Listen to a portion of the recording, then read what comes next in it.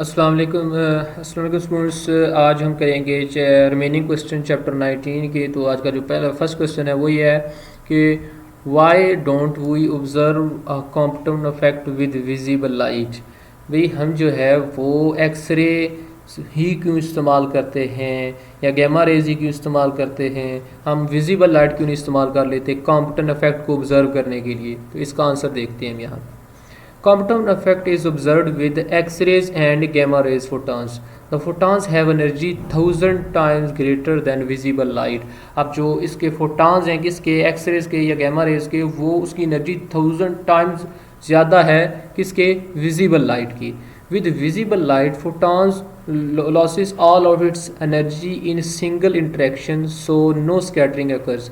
वो अपनी energy loss कर देगा किधर, जैसे ही इसके साथ वो टारगेट इलेक्ट्रॉन के साथ जैसे वो रेस्ट पे अगर उसके साथ इंटरेक्ट करता है तो ये अपनी सारी एनर्जी जो है विजिबल लाइट इसको ट्रांसफ़र कर देगी और स्कैटरिंग नहीं हो पाएगी।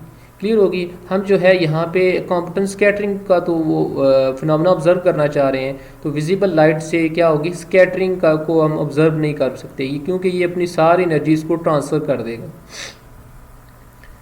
Okay, can pair production take place in vacuum, explain. Pair production, पहले तो ये समझना है कि पेयर प्रोडक्शन होती क्या है। अच्छा, सो एक्चुअली क्वेश्चन वो ये कह रहा है कि जो पेयर प्रोडक्शन होती है वो वैक्यूम में, स्पेस में वो हो सकती है, तो इसको हमने एक्सप्लेन करना है। पेयर प्रोडक्शन क्या होती है, हमारे पास यहाँ पे ये इंसिडेंट फोटॉन्स हैं, ये इंटरेक्ट करते हैं एक हैवी न्यूक्लियस के साथ, और जब ये हैवी न्यूक्लियस के साथ इंटरेक्ट किया तो ये अब जो है वो क्या हो गए, ये कन्वर्ट हो गए इलेक्ट्रॉन और पॉजिट्रॉन, ये पेयर में कन्वर्ट हो गए। ठीक हो गया। तो ये क्या हुआ, इलेक्ट्रॉन और एक पॉजिट्रॉन। ये न्यूक्लियस था, दोबारा बता रहा हूँ, when a high energy of gamma rays photon is interact with the nucleus then it converts into electron as positron pair। तो वो किस में हो जाते हैं, इलेक्ट्रॉन और पॉजिट्रॉन पेयर में हो जाते हैं। कब, जब वो कोलिजन करते हैं किसके साथ, हेवी न्यूक्लियस के साथ करते हैं। तो ये अब देखना, ये पेयर बन गया ना इलेक्ट्रॉन का और पॉजिट्रॉन का, इसीलिए इसको कहते हैं पेयर प्रोडक्शन। क्लियर हो गया।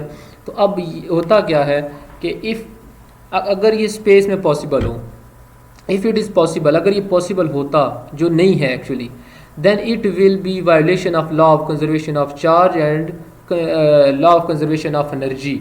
यानी कि यहाँ पे जो law of conservation of energy है, law of conservation of charge है, ये उसकी क्या होगी, ये उसकी वायोलेशन होगी। ठीक है, ऐसा नहीं हो सकता। क्यों, pair production take place near the nucleus, nucleus अगर होगा तब होगी, which takes the recoil to conserve the momentum. अब वो जो हमारे पास फोटान है वो क्या करता है, उसमें रिकॉइल होती है, तो यहाँ पे वो क्या करता है, अपना मोमेंटम्स को ट्रांसफ़र करता है। So pair production can not take place in vacuum because vacuum has no particle to stop the photon. यहाँ पे उसके पास पार्टिकल नहीं होगा तो क्या होगा, कोई यहाँ पे फोटान वो इंसिडेंट उसके साथ हो नहीं सकता। ठीक हो गया। तो मतलब क्या है सारी बात का कि न्यूक्लियस, हैवी न्यूक्लियस का होना ज़रूरी है, अदरवाइज़ ये पेयर प्रोडक्शन नहीं हो सकती।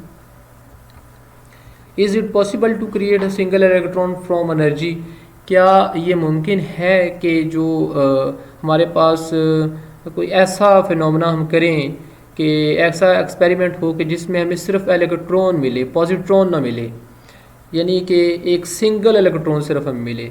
तो इट इज़ नॉट पॉसिबल।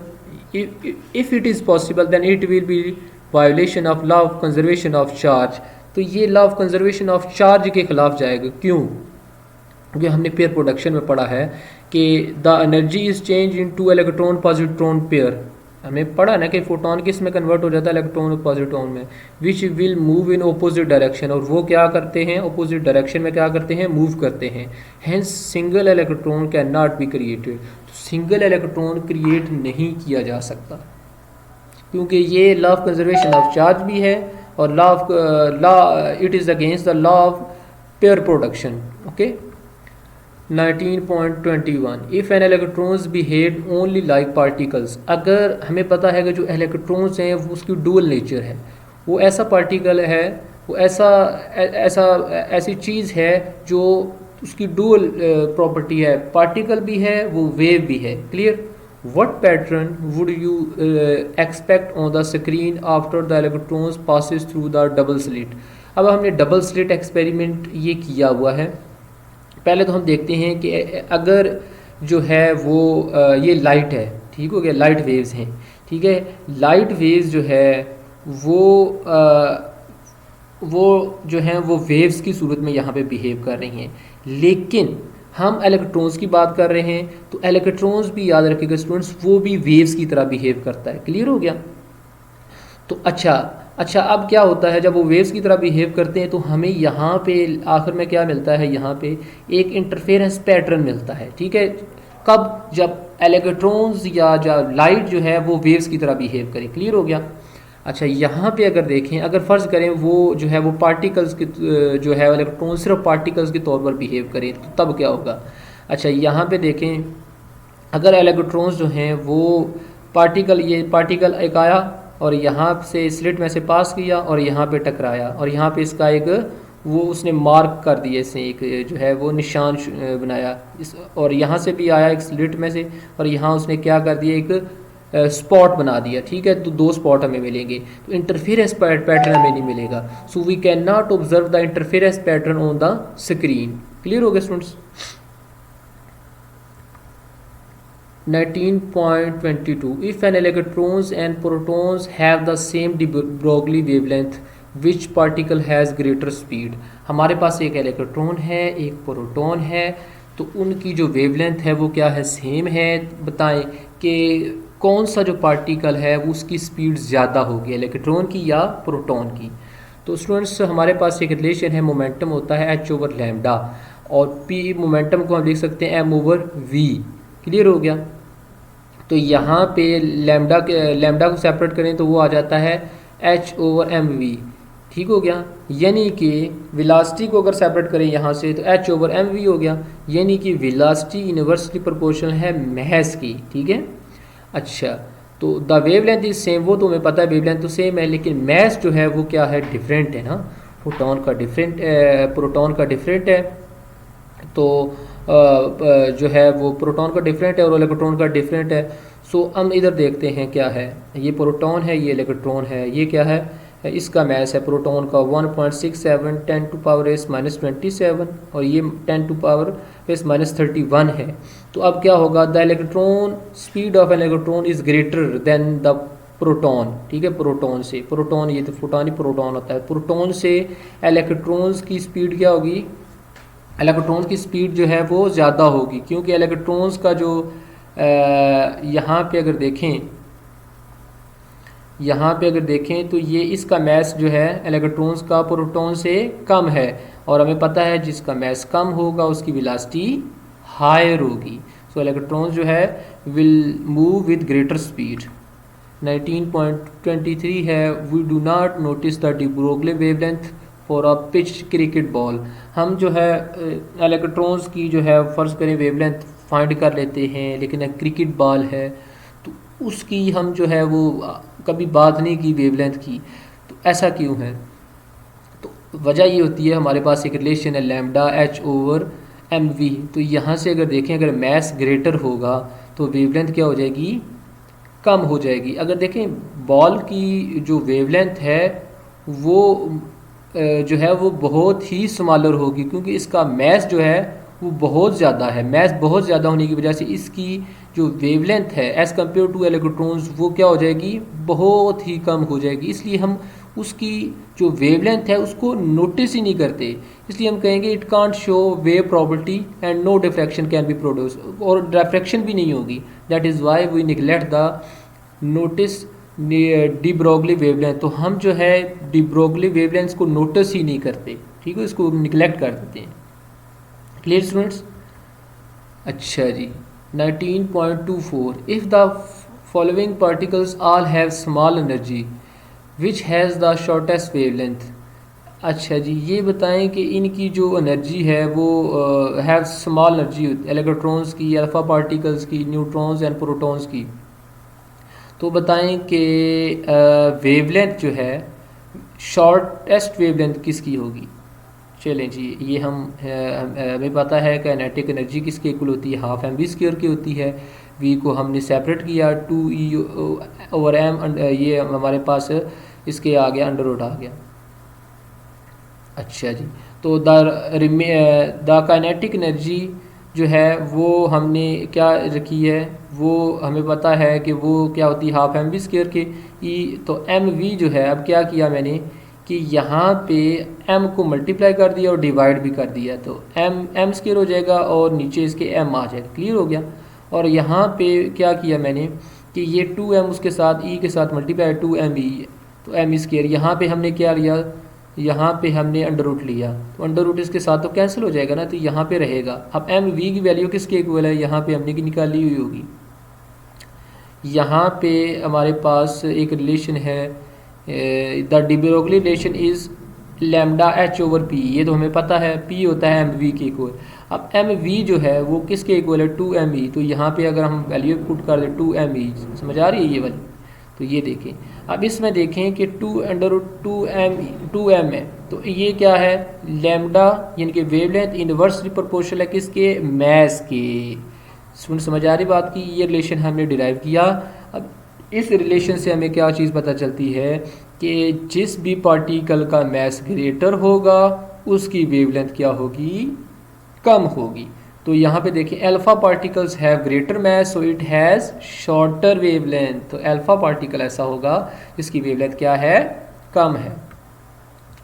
19.25 है, when does light behave as a wave when does light behave as a particle. Light जो है वो कब वेव के तौर पर नज़र आती है और कब जो है वो पार्टिकल के तौर पर हमें लगती है। तो अच्छा, when the photons energy is about, अगर उसका जो वो इतना हो मैग्नीट्यूड 10⁻⁻10 इलेक्ट्रॉन वोल्ट हो, तो it can not be detected as a quanta, so it behaves like a wave. तो हमें वो क्वांटा के तौर पे नहीं लगेगी, बल्कि एनर्जी ऑफ पैकेट्स की सूरत में नहीं लगेगी, बल्कि इट बिहेव्स अ वेव के तौर पर लगेगी। ठीक हो गया। तो इसकी एग्जांपल क्या है, जब इंटरफेरेंस होती है, जब डायरेक्शन होती है, जब पोलराइजेशन होती है, तो ये तीन फिनोमेना जब होते हैं उस वक्त लाइट क्या कर रही होती है, एज अ वेव। और when the photon energy is about 1 mega electron volt it can be detected as particle. जब फोटॉन एनर्जी जो है वो 1 मेगा इलेक्ट्रॉन वोल्ट हो तो उसको हम क्या डिटेक्ट कर सकते हैं, एज अ पार्टिकल के तौर पर।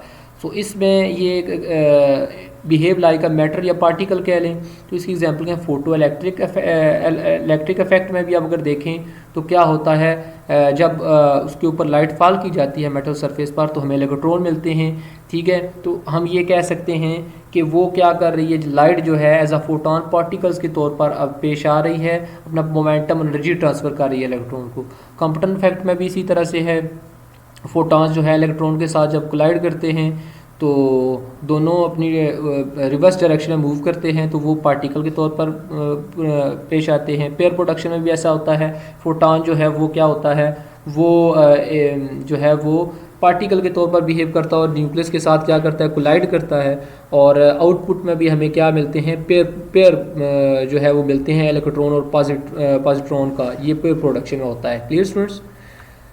19.26 है, what advantages N electron microscope has over an optical microscope. अच्छा जी, वो कह रहा है कि हम इलेक्ट्रॉन माइक्रोस्कोप भी इस्तेमाल करते हैं और ऑप्टिकल मतलब है लाइट माइक्रोस्कोप। तो इन दोनों में जो है वो हमें पता है कि इलेक्ट्रॉन माइक्रोस्कोप ज़्यादा बेटर है। तो एडवांटेजेस क्या हैं, हम कहते हैं resolving power of an electron microscope is 1000 times higher than optical microscope. ये चीज़ याद रखनी है कि जो इलेक्ट्रॉन माइक्रोस्कोप है उसकी जो रिजॉल्विंग पावर है, ठीक है, वो कितनी है, 1000 टाइम ग्रेटर है किसे, लाइट माइक्रोस्कोप से, ऑप्टिकल माइक्रोस्कोप से। अच्छा, दूसरा क्या है, the minor details of an object can be seen by an electrons microscope which can not be visible by optical microscope. अब कोई भी ऑब्जेक्ट है जिसको हम ऑब्जर्व कर रहे हैं, उसकी माइनर डिटेल, छोटी से छोटी डिटेल को भी हम जो है वो फाइंड कर सकते हैं because of due to resolving power की वजह से। क्लियर हो गया। The picture of internal structure of object can be obtained by an electron microscope. जब उसकी हम माइनर डिटेल भी डिटेक्ट कर सकते हैं तो इसका मतलब क्या हुआ कि उसकी जो अंदर इंटरनल स्ट्रक्चर है उसको भी हम जो है इजीली फाइंड कर सकते हैं किससे, इलेक्ट्रॉन माइक्रोस्कोप से। ये 3 एडवांटेजेस हैं। 19.27 लास्ट क्वेश्चन है, if measurement show a precise position for an electrons can those measurements show precise momentum also. जब भी हम इलेक्ट्रॉन्स की पोजीशन को मेजर करना चाह रहे होते हैं तो क्या हम मोमेंटम को भी फाइंड कर सकते हैं एग्जैक्टली? तो हम इसको कहते हैं no it is not possible. तो क्यों ये पॉसिबल नहीं है? अच्छा, हमने हाइजेनबर्ग अनसर्टेनिटी प्रिंसिपल पढ़ा हुआ है, उसमें वो क्या कहता है कि position and momentum of particle can not be measure simultaneously with perfect accuracy. Perfect accuracy के साथ आज सिमिल्टेनियसली एट अ टाइम उसको फाइंड नहीं कर सकते। क्यों? क्योंकि हमारे पास ये एक रिलेशन है, ये delta x delta p approximately equal to h. ठीक हो गया। अच्छा, अब यहाँ पे देखें, ये जो स्मॉल चेंज है इसको हम कहते हैं अनसर्टनटी, यानी कि uncertainty in position, uncertainty in momentum. अच्छा, ये जो है वैल्यू अनसर्टेनिटी इन पोजीशन ये उधर जाके डिवाइड हो जाती है। अब यहाँ पे देखें अगर अनसर्टेनिटी इन पोजीशन जो है, एक्स क्या पोजीशन को शो कर रहा है ना, और पी मोमेंटम को। अब अनसर्टेनिटी इन पोजीशन अगर क्या हो रही है, ग्रेटर हो रही है, तो क्या होगी, अनसर्टेनिटी इन पोजीशन क्या हो जाएगी, डिक्रीज़ हो जाएगी, स्मॉलर हो जाएगी। समझ आ रही है? एक के बढ़ने से दूसरी क्या हो जाती है, कम हो जाती है। समझ आ रही है? तो एग्जैक्ट हम फाइंड नहीं कर सकते।